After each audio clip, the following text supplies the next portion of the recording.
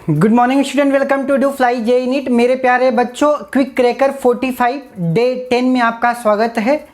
आज स्टार्ट करते हैं mechanical properties of solids. With in 20 minute जितने भी कॉन्सेप्ट्स फार्मूले हैं मैकेनिकल प्रॉपर्टीज ऑफ सॉलिड्स में, वो सारे देखते हैं, समझते हैं। इसके बाद NEET previous year question discuss करेंगे। ऑलराइट, स्टार्ट करते हैं। पहला पॉइंट, परफेक्टली इलास्टिक बॉडी। कोई बॉडी इलास्टिक है या नहीं है, ये कैसे हम डिटरमाइन करते हैं? तो किसी भी मटेरियल की प्रॉपर्टी होती है by virtue of which applied force just release and body regain its original shape and size, that is called as elastic body. अगर आप किसी बॉडी पे आप फोर्स अप्लाई करते हो, वो डिफॉर्म हो जाती है, बट आप फोर्स उसको जैसे ही हटाते हो वो अपनी शेप और साइज रिगेन कर लेती है, that is called as elastic, that is called as elasticity of a body. Alright, second point है perfectly plastic body. Perfectly plastic का मतलब क्या होता है कि आपने फोर्स अप्लाई किया, you have applied a force on the body and it deform and it does not gain its actual shape and size, that is called as perfectly plastic body. Alright, अब यहाँ पे बच्चों दो चीज़ basic समझते हैं। एक होता है स्ट्रेस, दूसरा होता है स्ट्रेन।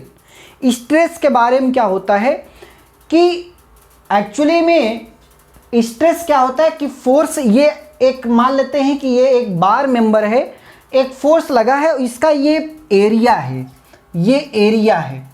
अब अगर हम इसमें स्ट्रेस की वैल्यू, अगर यहाँ पे एरिया 1 मीटर स्क्वायर है, तो अगर इसमें स्ट्रेस की वैल्यू देखें तो फोर्स डिवाइडेड बाय एरिया। अब यहाँ पे फोर्स की वैल्यू क्या हो जाएगी, that is 10 newton divided by 1 metre square. 10 newton per metre square. Actually आपने पढ़ा भी होगा pressure. What is difference between stress and pressure? जब फोर्स अपॉन एरिया ही है, सर आप ये बताइए कि what is difference between pressure and stress? Pressure talks about the external force. Alright, जबकि यहाँ पे क्या होगा कि आपने यहाँ पे फोर्स लगाया, but there is a internal resisting force. यहाँ पे स्ट्रेस की जब हम बात करते हैं, that is called as internal resisting force offered by the material. Alright, second thing, pressure is always perpendicular to the area, जबकि स्ट्रेस में क्या होता है, परपेंडिकुलर भी होगा और टेंजेंशियल भी होगा। Pressure is a scalar quantity और जब स्ट्रेस क्या होता है, टेंसर क्वांटिटी। ये आता है, कभी कभी आपसे डायमेंशन भी पूछ सकता है कि आप स्ट्रेस की डायमेंशन बताएं, तो फोर्स अपॉन एरिया करना है। ऑलराइट, समझ में आ रहा है बच्चों? अब यहाँ पे जैसे आपके पास 3 तरीके क्लासिफिकेशन होते हैं स्ट्रेस के, that is called as tensile stress, second is compressive stress and third is the tangential stress. यहाँ पे क्या, कौन सा स्ट्रेस है? अगर एक बार मेंबर है, इसको मैं यहाँ दोनों फोर्स, क्या ये इधर लग रहा है और ये इधर लग रहा है, इसका मतलब क्या है, अगर इस तरीके से नेचर है, that is called as tensile stress. अगर इस तरीके से बेसिकली फोर्स का नेचर है कि एक फोर्स यहाँ पे लग रहा है, एक फोर्स यहाँ पे लग रहा है, तो इस पे क्या होगा, इसमें क्या डेवलप होगा, that is called as compressive stress.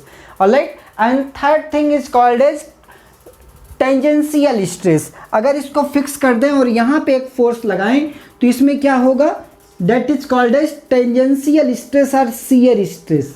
Alright, अब यहाँ पे बेसिक जो चीज़ पढ़ते हैं वो पढ़ते हैं Hooke's law.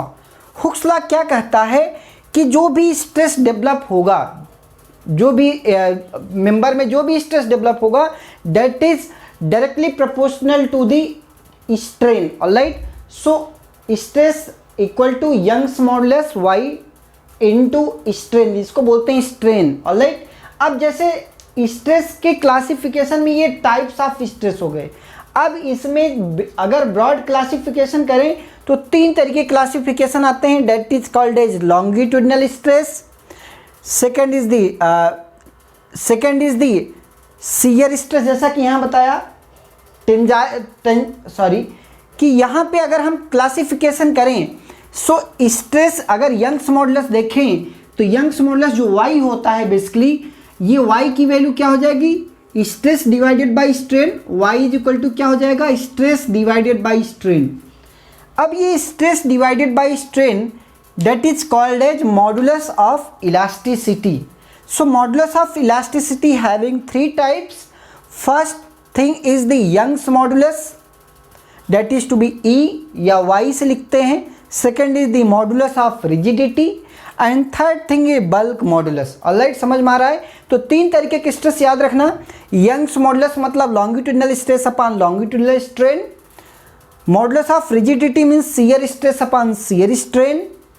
And third thing is the bulk modulus, that is direct stress या नॉर्मल स्ट्रेस भी बोलते हैं. बेसिकली क्या होता है, ये फ्लूइड में एक्ट करता है. बल्क मॉडुलस डायरेक्ट स्ट्रेस और normal stress divided by volumetric stress.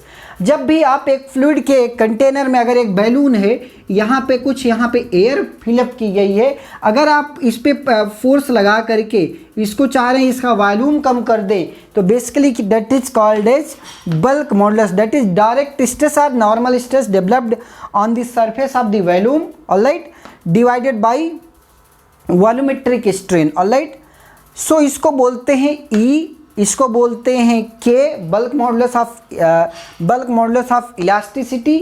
And third thing है modulus of rigidity, that is to be G. Alright, so E K G, ये तीनों चीज़ें याद रखें, ई के और जी. अब ई के जी में रिलेशन बच्चों क्या होता है, ये कई बार नीट एग्जाम में भी पूछा जाता है.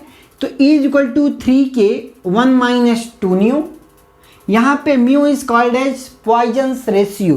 क्या बोला जाता है, Poisson's ratio, that is lateral strain upon longitudinal strain. Alright, so second है E is equal to 2g 1 + mu. और यहाँ पे ई और के में रिलेशन है, यहाँ पे ई और जी में रिलेशन है, यहाँ ई के जी में है, that is E is equal to 9 kg. ऐसे याद रखेंगे, 9 kg मेरा वेट है, 9 kg upon 3k + g. Alright, इस तरीके से याद रखेंगे, 9 kg upon 3k + g. Alright, अब यहाँ पर बात ये आती है कि अगर कोई स्ट्रेस लग रहा है, सपोज हमारे पास एक प्रिज्मेटिक बार मेंबर है, यहाँ पे एक फोर्स यहाँ पे लग रहा है, डेट इज अभी इसमें इंटरनल एडजस्टिंग फोर्स लगेगा, ऑफर करेगा.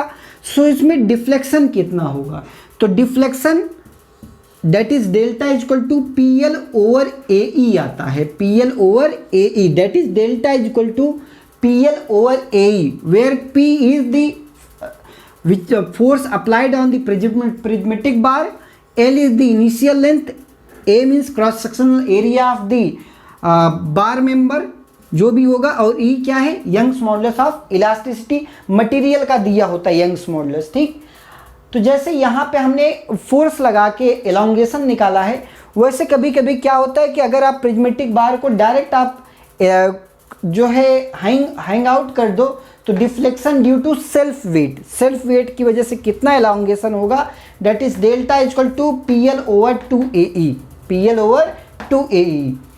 इसको बोलते हैं, ये प्रिज्मेटिक बार के लिए है, लेकिन अगर यही चीज़ कोनिकल बार के लिए आ जाएगा, कोनिकल मेंबर के लिए 1/3 डेल्टा प्रिज्मेटिक. जैसे फॉर एग्जांपल अगर हम यहाँ पे सपोज ये आपके पास एक डायामीटर यहाँ पे D2 है, कोनिकल रॉड है, यहाँ पे टैपर्ड रॉड है बेसिकली, यहाँ पे D2 है, यहाँ डायामीटर D1 है, तो यहाँ पे डिफ्लेक्शन कितना होगा, that is PL over π/4 D1 into D2 into E. ऐसे याद रखें, PL ओवर A, एरिया क्या हो जाएगा, π/4 D². अगर पूरा होता तो डायामीटर D, अगर यूनिफॉर्म डायामीटर होता तो D² लिखते हैं, लेकिन हम यहाँ क्या लिखेंगे, D1 और D2, π/4 D1 D2 into Young's modulus.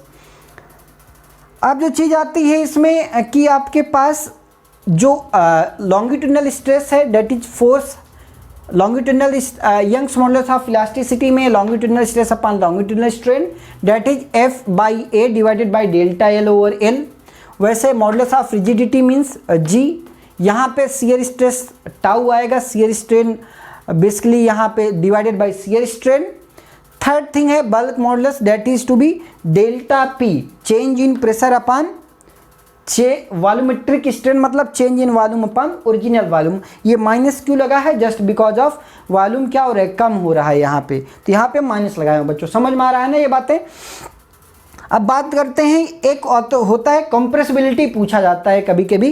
Compressibility is nothing but it is reciprocal of bulk modulus. Alright, so 1/b को ही हम क्या बोलते हैं, कंप्रेसिबिलिटी। सो इसको जस्ट 1/, कर देंगे तो ये वैल्यू ऐसे भी लिखी जा सकती है, -1/v delta v over delta p। Alright, अब यहाँ पे जो म्यू इसकी बात कर रहे हैं, mu is equal to lateral strain upon longitudinal strain. Basically ये रेशियो होता है दोनों का। तो अगर यहाँ आप करें तो delta D upon D divided by delta L over L. For example, अगर मान लें कि मैं ये पेन है, अगर मैं कंप्रेसिव स्ट्रेस लगा रहा हूँ तो जाहिर सी बात है इसकी लेंथ कम होगी, मतलब there is a longitudinal strain is there, और उसके डायामीटर क्या होगा, मोटा होगा। इसका मतलब यहाँ पे लेटरल स्ट्रेन भी होगा। सो इन दोनों के रेशियो को हम क्या बोलते हैं, lateral strain upon longitudinal strain को ही क्या बोलते हैं, पॉइजन्स रेशियो। ऑलराइट, फिर जो सेकंड लास्ट चीज पढ़ी जाती है वो यहाँ पे क्या पढ़ा जाता है, that is called as thermal stress. Thermal stress का मतलब क्या है, थर्मल स्ट्रेस जब भी आप ऑब्जर्व करोगे तो दो रिजिड, एक कोई बॉडी है दो रिजिड सपोर्ट्स के बीच में, मान लें कि ये बॉडी है, अगर यहाँ पे रिजिड कर दिया, यहाँ पे रिजिड कर दिया, अब इसको क्या किया आपने, हीटअप किया। अगर इसमें आप हीटअप करोगे तो क्या होगा, इसमें एक्सपेंशन होगा। अब वो एक्सपेंशन कौन यहाँ पे रोक रहा है, ये दोनों रिजिड सपोर्ट रोक रहे हैं, समझ में आ रहा है। अगर ये दोनों रिजिड सपोर्ट नहीं होते, ये फ्री टू एक्सपेंड होता, क्या इसमें कोई स्ट्रेन डेवलप होता, नहीं डेवलप होता। Alright, but when a body is subjected to rigid support, to rigid fix support, so इसमें आपने क्या किया, आपने इसको अगर आप टेम्परेचर बढ़ाओगे तो यहाँ पे क्या होगा, there is a thermal strain is developed on the body, there is thermal stress develop on the body. Alright, so आपने ये चीज़ आपने वहाँ पे भी ऑब्जर्व, रेलवे ट्रैक आपने देखा है, रेलवे ट्रैक में भी ऑब्जर्व किया होगा कि दो पटरियों के बीच में there is a gap. Alright, so वो गैप क्या करता है कि गर्मियों में जब टेम्परेचर बढ़ेगा तो वहाँ पे फ्री टू एक्सपेंड के लिए वहाँ पे उसको स्पेस मिल जाता है। अदरवाइज क्या होगा कि रेलवे जो ट्रैक है अगर एक्सपेंड नहीं होगा तो क्या होगा, there is a strain developed. Alright, अब हम बात करते हैं कि आपके पास थर्मल स्ट्रेस में जो थर्मल स्ट्रेस होता है that is Y alpha delta T, where alpha is the coefficient of thermal expansion. अब यहाँ पे कोएफिशिएंट ऑफ लीनियर जो भी मटेरियल का थर्मल एक्सपेंशन होगा वो दिया जाएगा यहाँ पे। अगर स्ट्रेन की बात करें तो delta L over L, delta L कितना आपके पास आया है, that is L alpha delta T upon L. So L L cancel हो जाएगा तो स्ट्रेन की वैल्यू क्या हो जाएगी, alpha delta T. Alpha delta T याद रखें, that is called as thermal strain, alpha delta T. Alright, फिर यहाँ पे एक चीज़ और पढ़ी जाती है, work done in the stretching of wire. ठीक, बेसिकली जब भी आप एक वायर को आपने स्ट्रेच करना चाहते हो तो आप जब जैसे ही फोर्स लगाया, आप जो भी वर्क डन कर रहे हो that will store in the form of potential energy. आपकी जो वर्क डन है इसमें इसके फॉर्म में पोटेंशियल एनर्जी की फॉर्म में स्टोर्ड हो जाएगी।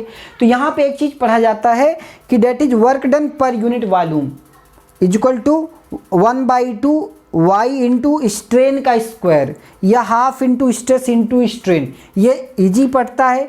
कभी अगर आपको स्ट्रेस और स्ट्रेन में बेसिकली अगर कन्वर्जन पूछा जाए तो आपको पता है कि जो यंग्स मॉडुलस होता है that is stress over strain. ठीक, तो आप यहाँ से कन्वर्जन कर सकते हैं।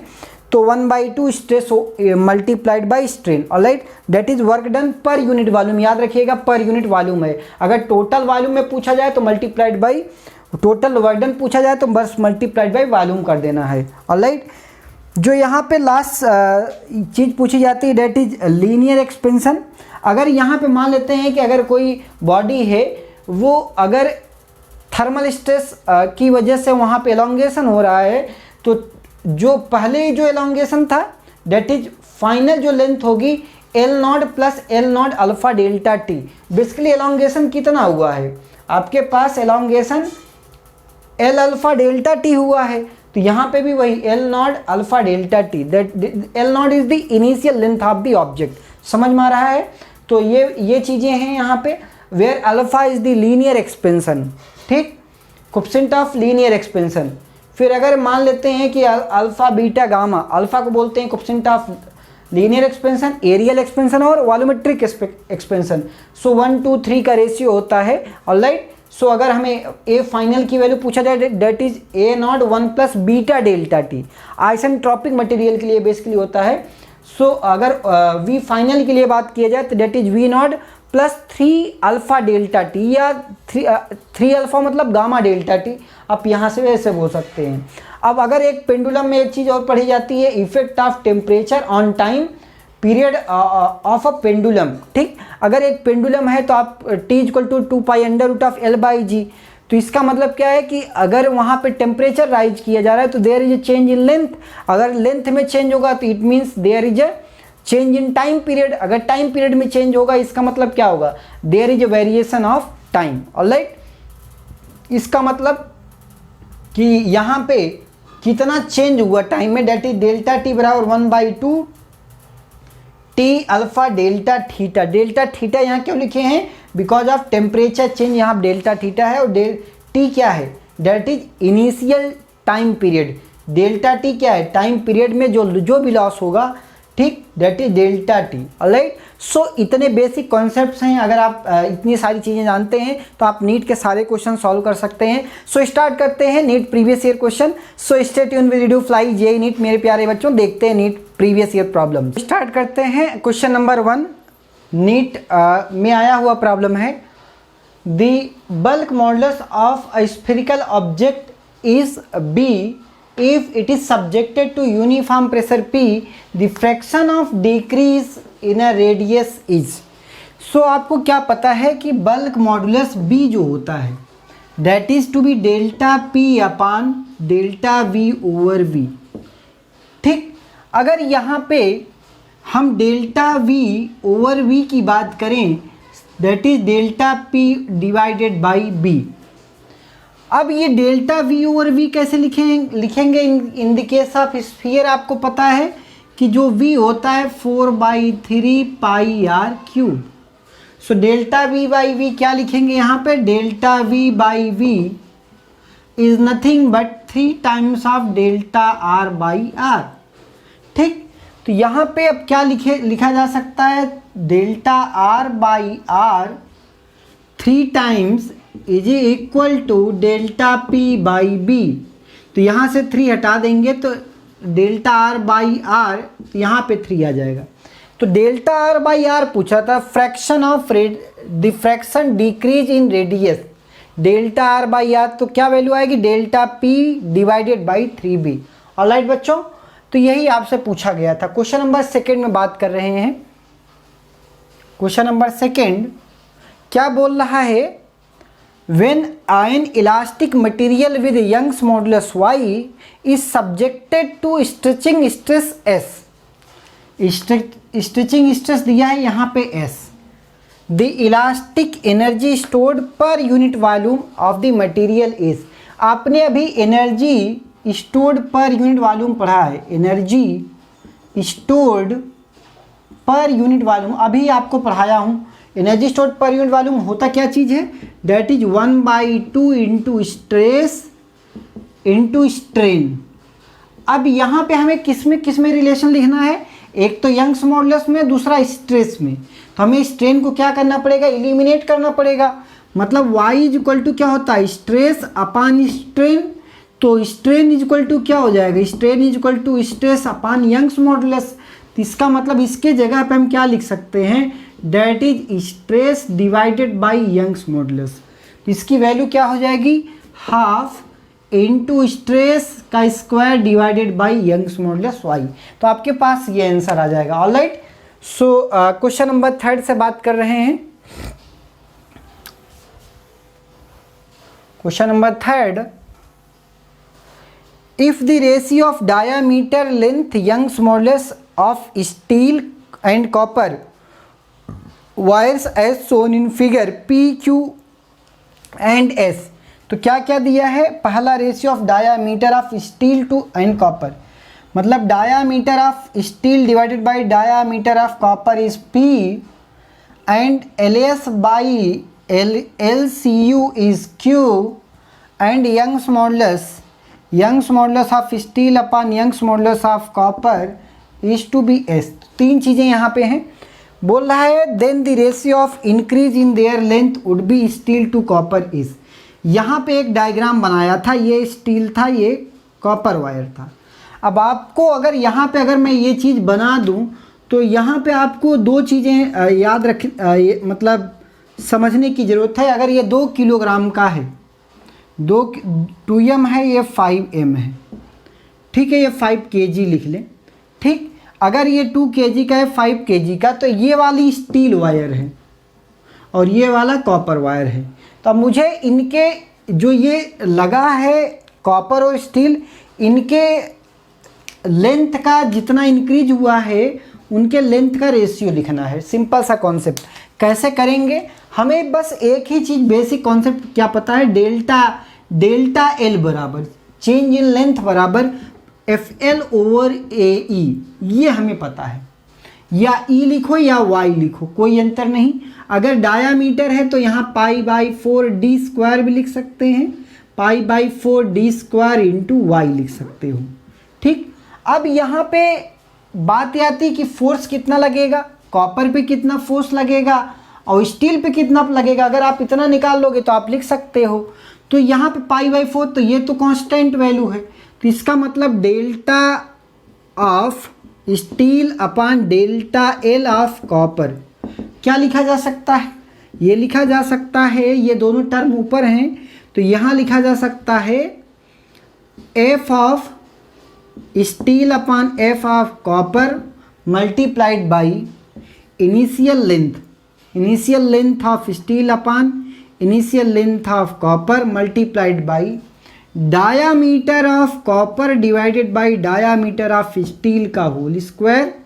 समझ में आ गया ना? मैं ऊपर इसको ऊपर कर दिया, ठीक। Multiplied by Young's modulus of copper divided by Young's modulus of steel, ठीक। अब इसी चीज़ को सारी चीज़ें हमें पता है। यहाँ पे अगर यहाँ पे फोर्स का देखें तो स्टील पे कितना यहाँ पे फोर्स आएगा, यहाँ पे 5 kg, यहाँ पे 2 kg, टोटल कितना आ जाएगा? 7 आ जाएगा।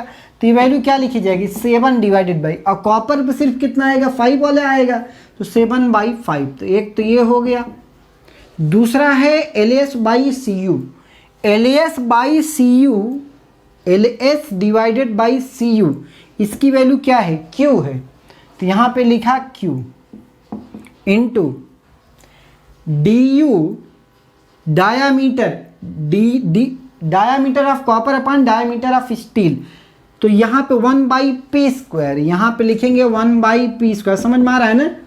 और तीसरी चीज़ Young's modulus of copper upon steel, Young's modulus of steel, तो ये उल्टा दिया है, मतलब 1/s। तो ये वैल्यू क्या आ जाएगी? 1/s।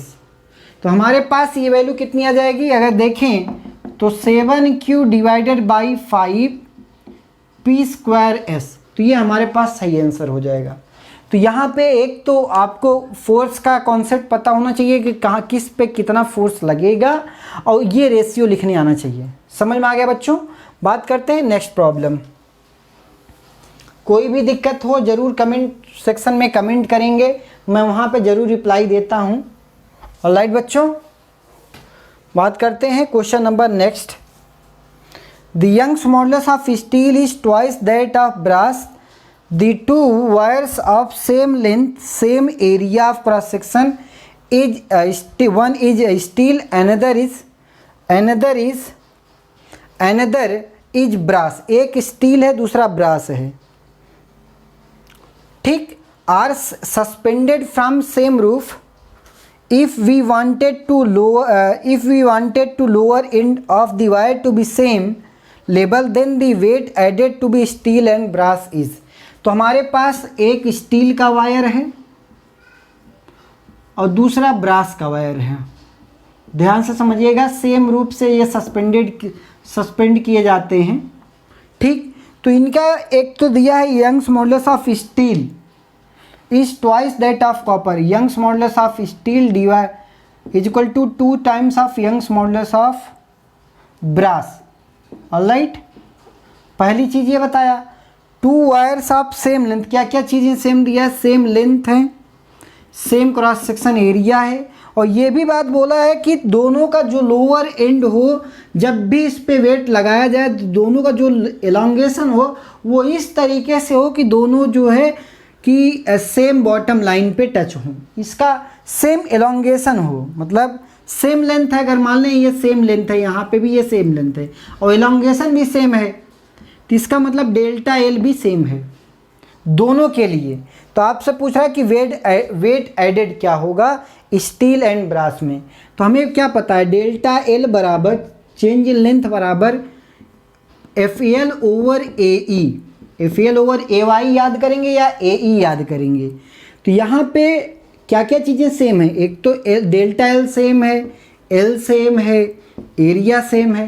तो इसका मतलब सब कुछ अगर सेम है तो एक बात लिख सकते हैं, delta L into A divided by L, ये सब कुछ सेम है।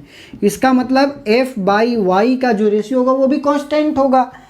ठीक, तो अब यहाँ पे एफ मतलब अप्लाइड फोर्स, जो भी वेट लगेगा, तो मतलब weight of steel upon weight of copper, weight of brass, weight of steel divided by weight of brass is equal to, ये तो कांस्टेंट रहने वाला है, तो इसका मतलब इज इक्वल टू ये बराबर, अगर कांस्टेंट रहने वाला है तो ऐसे 20 को लिख दें, weight of steel divided by Young's modulus of steel is equal to, ठीक, weight of brass divided by Young's modulus of brass.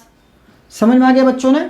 अब यहाँ पे सब कुछ दिया है, वेट हमें पूछ रहा है, तो Young's modulus of brass, weight of brass, weight of steel upon weight of brass पूछा है, तो ये बराबर क्या है, Young's modulus of steel upon Young's modulus of brass हो जाएगा। अब इन दोनों का रेशियो हमें दिया था क्वेश्चन में, Young's modulus of steel upon Young's modulus of brass की वैल्यू क्या है, 2 है, तो इसका वेट का रेशियो क्या हो जाएगा, 2 हो जाएगा। ऑलराइट, तो ये भी एक आसान सा क्वेश्चन आया है। क्वेश्चन नंबर 5, क्वेश्चन नंबर 5, थोड़ा स्पीड अच्छी रखेंगे नीट के एग्जाम में बच्चों, वो ज़्यादा मैटर करती है। 2 wires A and B are same material, their length are in ratio of, length का रेशियो दिया 1:2, डायमीटर का रेशियो दिया 2:1, पुल्ड बाई सेम फोर्स। ध्यान से देखें, मतलब FA बराबर FB, पहला चीज A और B सेम मटेरियल हैं, मतलब YA is equal to YB same material. Their length ratio मतलब LA बाई LB का रेशियो, समझ में आ रहा है बच्चों, LA बाई LB का रेशियो 1:2, डायामीटर का मतलब DA बाई DB 2:1। अब आपसे क्या पूछ रहा है, then the increase in the ratio of, मतलब डेल्टा एल पूछ रहा है, delta L upon delta L A upon delta L B पूछ रहा है। ठीक, तो ये कैसे लिखेंगे, अब डेल्टा एल आपको पता है increase in length, F L over A E, ये आपको पता है F L over A E, ठीक, या यंग्स मॉडुलस वाई लिख सकते हो। तो ये वैल्यू क्या लिखेंगे यहाँ पे, F A upon F B into L A upon L B into A B by A into Young's modulus of B by Young's modulus of A. ठीक, अब यहाँ पे F A by F B same force है, Young's modulus same है, तो ये दोनों cancel. अब यहाँ पे L A by L B क्या दिया है, 1:2 इंटू एरिया ऑफ यहाँ डायमीटर का रेशियो दिया है, तो आपको कुछ नहीं करना है, यहाँ वैल्यू क्या हो जाएगा, π/4 dB square divided by π/4 DA square, यही करेंगे यहाँ पे। तो ये तो π/4 कैंसिल हो जाएगा, तो 1/2 इंटू DB बाई DA, यहाँ DA बाई DB का दिया, DB बाई DA क्या हो जाएगा, 1/2 हो जाएगा, सो 1/2 का होल स्क्वायर, तो आंसर क्या आ जाएगा, 1/8 आ जाएगा। तो ये रेशियो लेंथ का हो जाएगा। तो मेरे प्यारे बच्चों, इसमें बहुत लिमिटेड, इस चैप्टर से बहुत लिमिटेड क्वेश्चंस आते हैं। अभी तक पिछले 32-33 सालों में अभी तक सिर्फ 7 क्वेश्चन पूछे गए हैं, तो मैंने 5 यहाँ डिस्कस कर दिए हैं, 2 डायग्राम बेस्ड हैं, तो आप उसको खुद से करें। अगर नहीं आता है तो आप ज़रूर कमेंट सेक्शन में ज़रूर कमेंट करेंगे, तो वहाँ पे मैं ज़रूर रिप्लाई दूंगा। तो अगर आप चैनल पे नए हैं तो चैनल को सब्सक्राइब जरूर करें, यहाँ दोस्तों में भी शेयर करें, और आप अपने डाउट्स जो है 9427606087 पे पोस्ट कर सकते हैं, वहाँ पे मैं ज़रूर रिप्लाई देता हूँ। तो मेरे प्यारे बच्चों, आज के लिए बस इतना ही। Thank you all of you.